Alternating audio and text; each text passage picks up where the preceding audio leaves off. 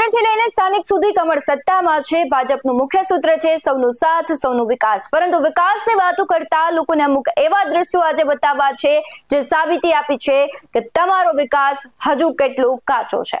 વિકાસ માટે મોટા મોટા બજેટ ફાળવવામાં આવે છે, પરંતુ અફસોસની વાતો એ છે કે કામ ફાળવવામાં આવતા પૈસા પૂરા વાપરતા જીવ નથી ચાલતો।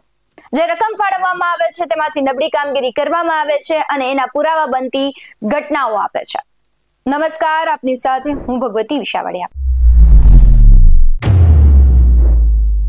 હાલ ગુજરાતના વાતાવરણમાં મોટો પલટો આવ્યો છે। ભર ઉનાળે સાયક્લોનિક સર્ક્યુલેશન સર્જાતા રાજ્યમાં વરસાદી માહોલ છવાયો છે। ગઈકાલથી જ સમગ્ર રાજ્યમાં વરસાદ સાથે વાવાઝોડા જેવી પરિસ્થિતિનું નિર્માણ થયું છે, ત્યારે વિકાસના વરવા દ્રશ્યો સામે આવ્યા છે। હજુ ચોમાસું શરૂ નથી થયું ત્યાં જ વિકાસ ધરાશયી થયો છે। બોટાદ શહેરમાં અચાનક કમોસમી વરસાદ અને જોરદાર પવનનું આગમન થયું। આ દરમિયાન ભાવનગર રોડ પર એક મોટો હોર્ડિંગ્સ ધરાશયી થયો છે, જેનો લાઈવ વિડીયો સામે આવ્યો છે।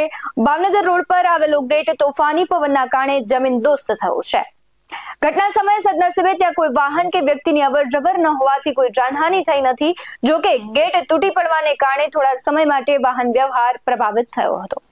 અહીંયા પ્રશ્ન એ થાય છે કે રાજ્યમાં આવી પરિસ્થિતિ અચાનક સર્જાય તો તેના માટે જવાબદાર કોણ? કોઈ જાનહાનિ થાય તો જવાબદારી કોણ લેશે? કોન્ટ્રાક્ટર, તંત્ર કે પછી નેતાઓ? શરૂઆતમાં જ હોર્ડિંગ્સ ધરાશયી થાય તો ચોમાસામાં શું હાલત થશે તે એક મોટો પ્રશ્ન છે।